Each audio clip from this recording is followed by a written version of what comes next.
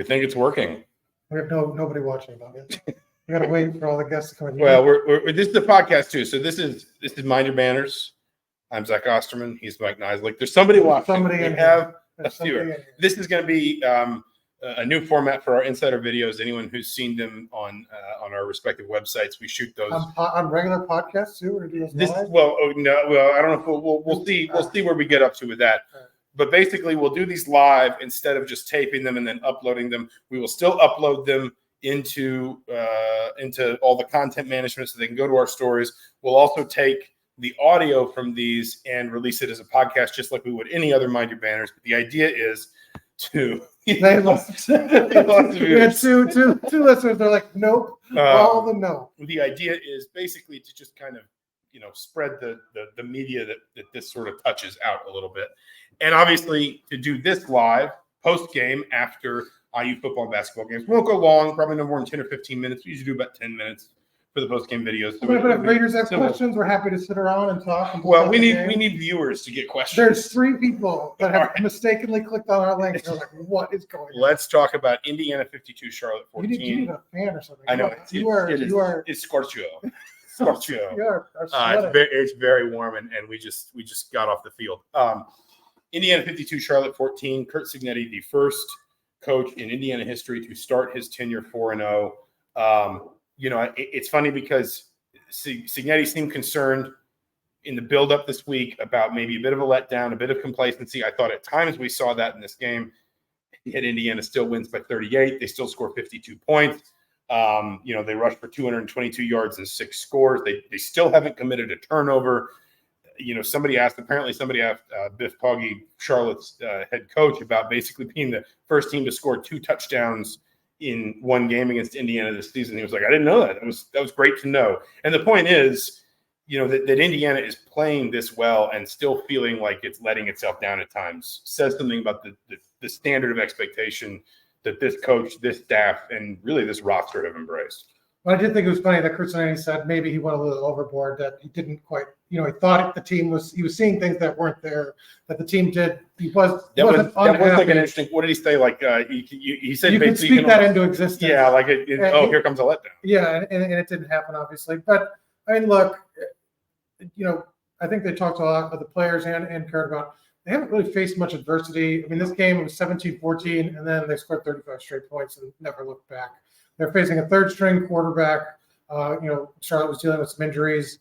They surprisingly ran the ball well, which I thought was the only, look, they'll pick apart the film and things, but really the only thing that didn't happen to Indiana's liking was that Charlotte ran the ball well in that first half after being one of the worst rushing offenses in the league through 3 games. But, I mean, the offense, you look at it, Charlotte was never going to compete because they could never be able to keep up, drive for drive with this team.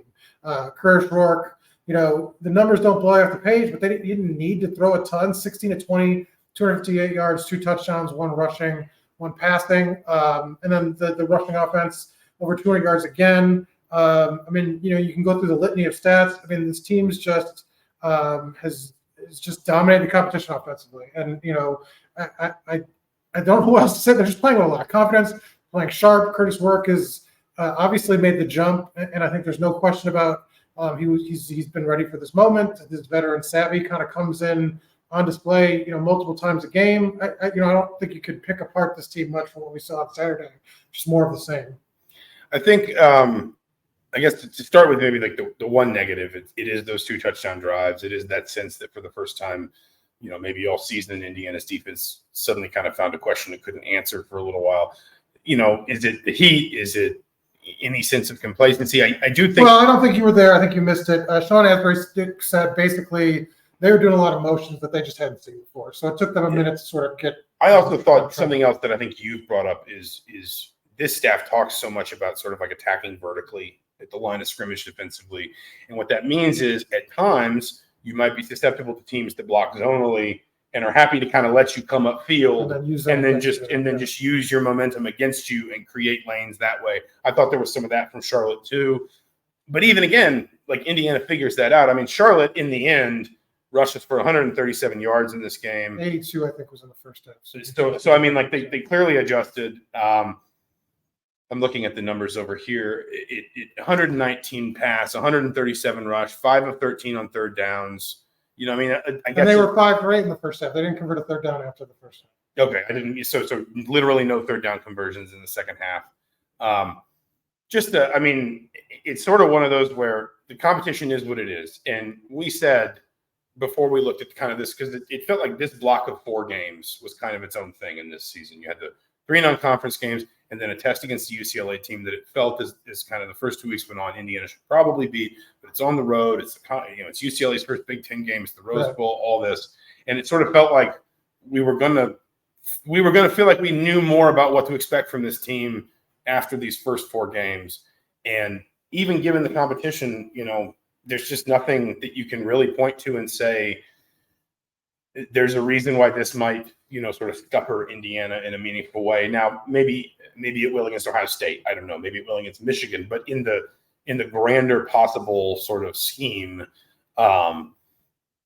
this is just a team that is playing really well in all phases. I mean, even special teams, it's not really asked to do much. Probably the biggest concern there is injuries. They got 2 kickoff specialists injured now. Yeah, their kickoffs haven't been great. But, I mean, look, when you're breaking down a game, you're like, man, our biggest problem is our kickoffs because we're kicking off 800 times a game. We're probably in a good shape. I think what speaks to we talked about this kind of briefly during the game, how far this team has come. The starting duo at wide receiver last year was the fourth quarter backups. Donovan McCulley and E.J. Williams were in on mop-up time because they couldn't get playing time in the first 3 quarters because the receivers are playing the rest of the receiving room is so deep and so talented and playing so well right now. I mean, it kind of shows you how far, what coaching, how much they coach these guys up. Most of these guys were transfers, with the exception of Omar Cooper and Addison Kobe, who've gotten some run. But, I mean, how well they've been integrated into the offense. I mean, look, that's coaching. I think that speaks to the system that, Kurtis Rourke rightly said is his. And so, I just think you see that, look, from last year to this year, guys that you thought, coming back might have some impact, can't right now crack the lineup because the rest of the receiving room is playing so well. And then you look at other aspects of the offense. Indiana's already rushed for, I think, 5 more touchdowns this season than it did all of last season. When you talk about Indiana's pretty remarkable red zone efficiency, a lot of that is the run game, and kind of no matter who's in there. Kalen Black got a rushing touchdown today. That means that all 4 transfer running backs have scored at least 1 touchdown already this season. Indiana's only something like 55 points or 57 points away from eclipsing last season's total offensive output. I mean, you feel like you kind of get to the point where you just kind of reel off statistics because everything's just been so impressive. Yeah. Honestly, I think what you do is you get to 4 weeks. You get to a point, and I think this is going to kind of bend into a little bit of what I'm writing after this.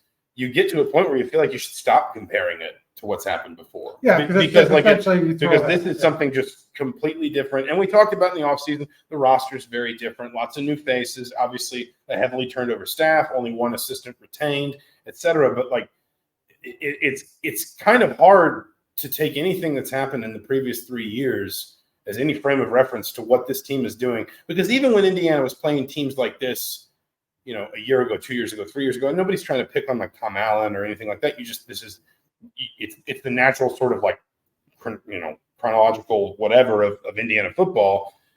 It wasn't like this. And it certainly wasn't like this in a Big Ten road game against UCLA or any team comparable to that. Even when you would, watch Indiana play teams it was supposed to beat, a lot of the time it would beat them, but maybe 38-13 or something like that. Something where you'd feel good about it after the game, but you wouldn't look at it afterward and say, boy, the things you nitpick are that they gave up 80-something yards rushing in the first half and 2 of their kickoff specialists are hurt. Like that, those are not things, regardless of who you're playing, that have been sort of reflective of IU football in the last, certainly the last 3 years. In some of these numbers, you're going back 10, 15, 20, even 30 years sometimes to find the last time Indiana accomplished some of these things. Again, Kurtis Rourke is the first IU coach ever to start 4-0. And again, listen, it's going to get harder. Now, I guess the question is sort of how much harder.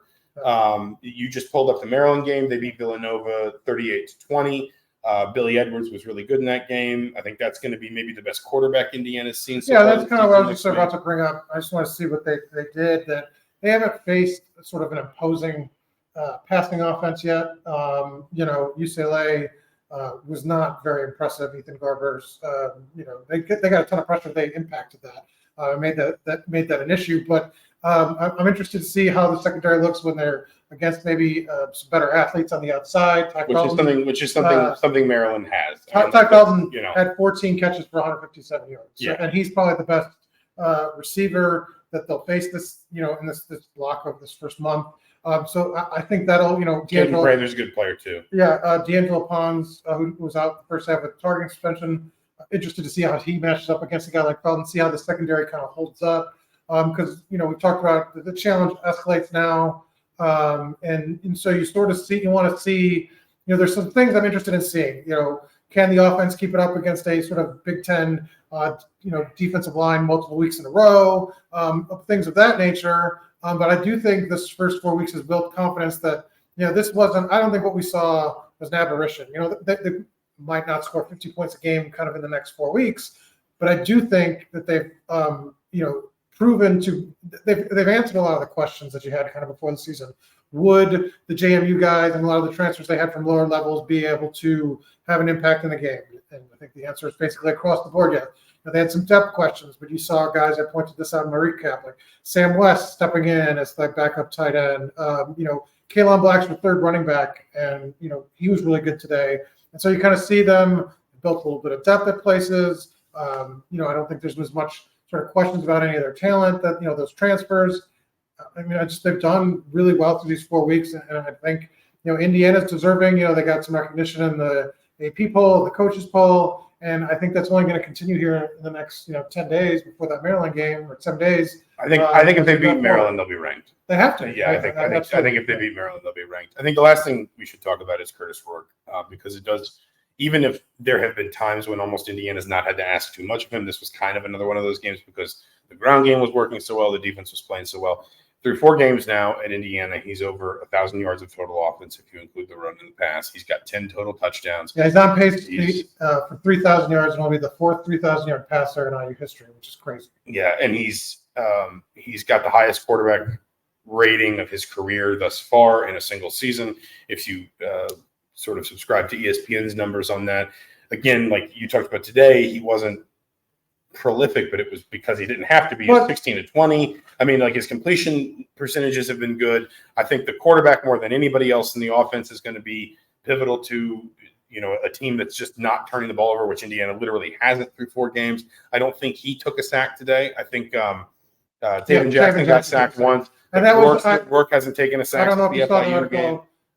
It was they hadn't gone 3 games without giving up a sack since 2012-2013, the first game of the stat season, last game of that 12 season, and the first 2 games of 13. Hadn't done it in a single season since 2001.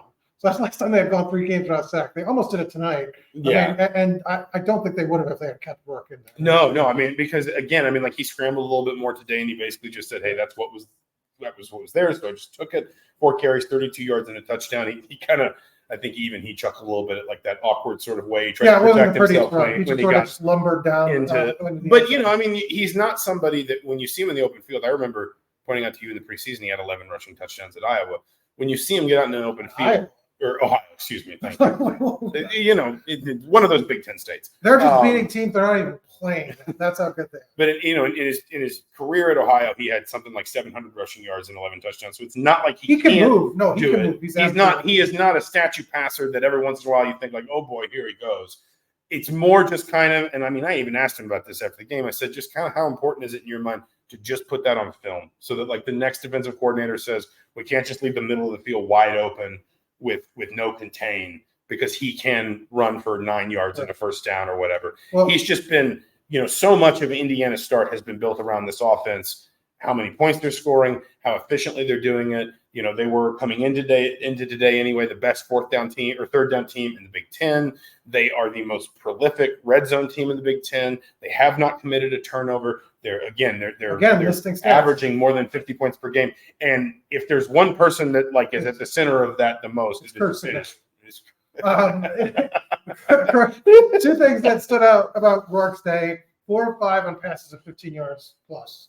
And he had some really pretty the two balls to Miles Price were basically like he had a turn and it was just like in his hands. Yeah. And Price said like, look, that's pretty easy football, right? Like, yeah. I mean, it was like that's easy.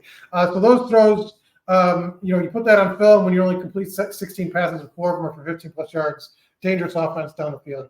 Second thing was the play. Kurtis Rourke's talked a lot about his veteran savvy, his experience, and what that brings.